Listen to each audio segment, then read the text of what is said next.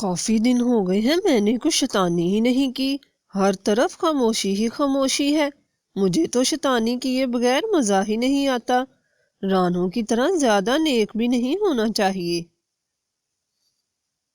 ایک شیطانی میرے دماغ میں ہے، چلو وہ کرتا ہوں، بڑا مزہ آئے گا اور ساتھ ساتھ بھوجن بھی ملے گا۔ اس کے بعد کالو سیدھا رانو کے پاس جاتا ہے۔ رانو بہن، مجھے معاف کر دو، میں نے آپ کو بڑا ستایا ہے۔ کیوں کالو بھائی، کیا ہوا؟ آپ ایسا کیوں کہہ رہے ہو؟ رانو بہن، میری طبیعت بڑی خراب ہے، مجھے کافی دن سے برے برے سپنے آ رہے ہیں۔ میرے دادا کی آتما روز مجھے سپنے میں لینے آتی ہے۔ میرا وقت آ گیا ہے، اس لیے میں سب پنچھیوں سے معافی مانگنا چاہتا ہوں۔ میرے پاس وقت بہت کم ہے۔ نہیں کالو، ایسا مت کہو، سارے سپنے سچے تو نہیں ہوتے۔ میں آپ کو دوائی دیتی ہوں، آپ ٹھیک ہو جاؤ گے۔ نہیں رانو بہن، اب کوئی دعا کام نہیں آئے گی۔ آپ بس مجھے معاف کر دو اور میری آخری خواہش پوری کر دینا۔ جب میں اس فانی دنیا سے پردہ کروں تو آپ میری لاش کو جلا کر میری راہ کو گنگا میں بہا دینا۔ میں نے سنا ہے جس کے پاپ زیادہ ہوں اس کی راہ کو گنگا میں بہانے سے سارے پاپ دھل جاتے ہیں۔ اصل میں رانو بہن، میں بھی سورگ میں جانا چاہتا ہوں۔ کالو بھائی، آپ کو تو کوئی بخار نہیں، آپ ویسے ہی برا سپنا دیکھنے سے ڈر گئے ہو۔ نہیں رانو بہن، مجھے اندرونی بخار ہے، باہر سے پتہ نہیں چلے گا۔ آپ بس میری خواہش پوری کر دینا۔ یہ کہہ کر کالو وہاں سے چلا جاتا ہے۔ کالو کی بات سن کر رانو کا دماغ گھوم کے رہ جاتا ہے۔ کالو کے دماغ میں کیا چل رہا ہے؟ مٹھو اور جمی بھائی کے پاس جاتی ہوں۔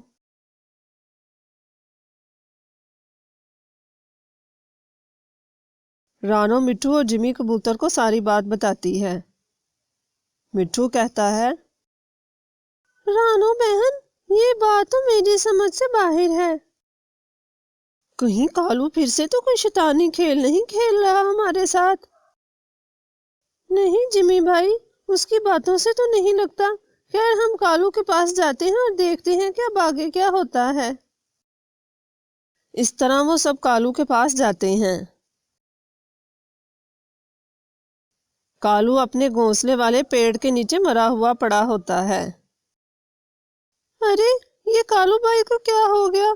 کالو بھائی، کالو بھائی، یہ تو سچ میں ہمیں چھوڑ کر چلے گئے۔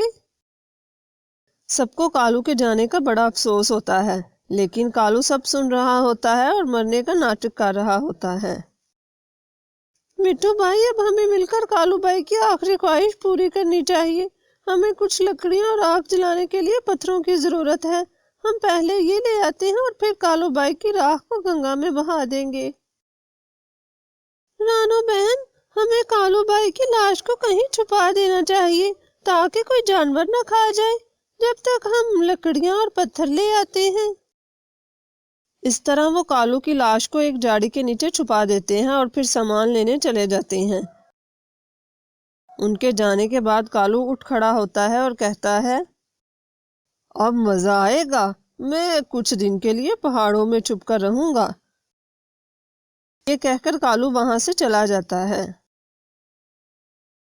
اور جنگل کے ساتھ پہاڑوں میں جا کر چھپ جاتا ہے تاکہ کوئی پنچھی اسے دیکھ نہ سکے۔ کالو بھائی کی لاش کہاں گئی؟ لگتا ہے کہ ان کے دادا کی آتما ان کو اپنے ساتھ لے گئی ہے۔ انہوں نے اس بات کا مجھ سے ذکر کیا تھا۔ رانو بہن، پھر بھی ہمیں آس پاس دیکھنا چاہیے، کہیں کوئی جانور نہ لے گیا ہو۔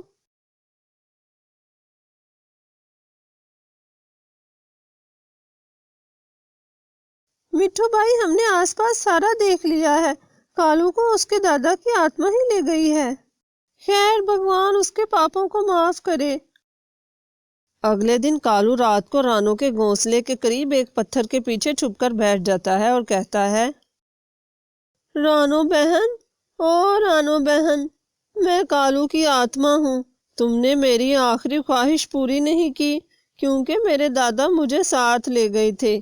اب تم میری خواہش کے بدلے میرا ایک کام کر دو۔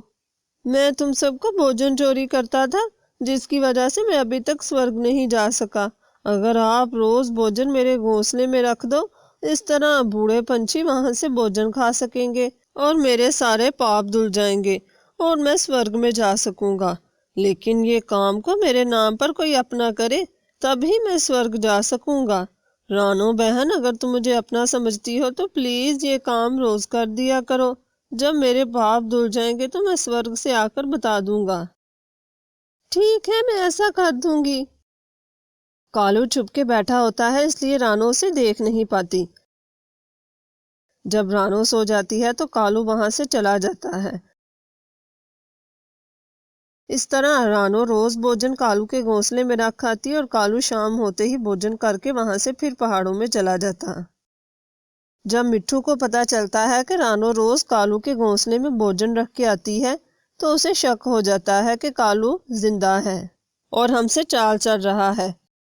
وہ رات کو کالو کے گھونسلے کے پاس چھپ کر بیٹھ جاتا ہے۔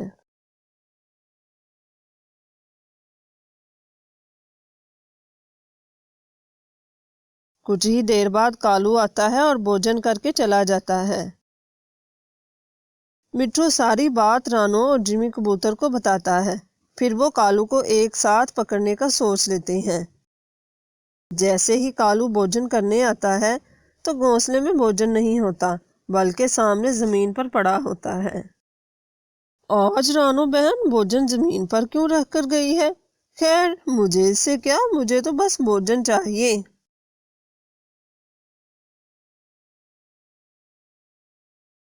جیسے ہی کالو نیچے آتا ہے تو رانو مٹھو اور جمی کبوتر کو پیڑ کے نیچے دیکھ کر ہکا بکا رہ جاتا ہے۔ لگتا ہے میں پکڑا گیا ہوں، اب میری خیر نہیں۔ رانو بہن، میں اب سورگ میں ہوں، میں آپ کو بتانے ہی آ رہا تھا، پھر میں نے سوچا ساتھ میں اپنا گھونسلہ بھی دیکھ جاؤں کہ بوڑھے پنچھی بھوجن تو کر رہے ہیں نا۔ کالو، ہمیں پتہ چل گیا ہے، تم ہم سے کھیل کھیل رہے تھے اور ہم سے مرنے کا ناٹک کیا۔ تم جیسے شیطان کو جلدی موت نہیں آتی۔ اب تمہاری سزا یہ ہے کہ تم ہم سب کے لیے بھوجن لاؤ گے۔ اگر تم نے ایسا نہیں کیا تو تم سے ہمارا ہمیشہ کے لیے تعلق ختم۔ نہیں نہیں رانو بہن، ایسا مت کرو، میں تم سب کے بغیر تنہا نہیں رہ سکتا۔ میں نے تو آپ سب کو خوش کرنے کے لیے مذاق کیا تھا، میں آئندہ ایسا نہیں کروں گا اور آپ کو بھوجن بھی لا دیا کروں گا۔ اس طرح کالو کو روز 3 پنچھیوں کا بھوجن لانا پڑتا ہے، لیکن اب وہ اپنا اعتبار کھو چکا ہوتا ہے۔ اس کہانی سے ہمیں یہ سیکھ ملتی ہے کہ ہمیں خود کو خوش کرنے کے لیے ایسا جھوٹ نہیں بولنا چاہیے جس سے کسی کا بڑا نقصان ہو جائے یا ہمارا اعتبار دوسروں کی نظر میں ختم ہو جائے۔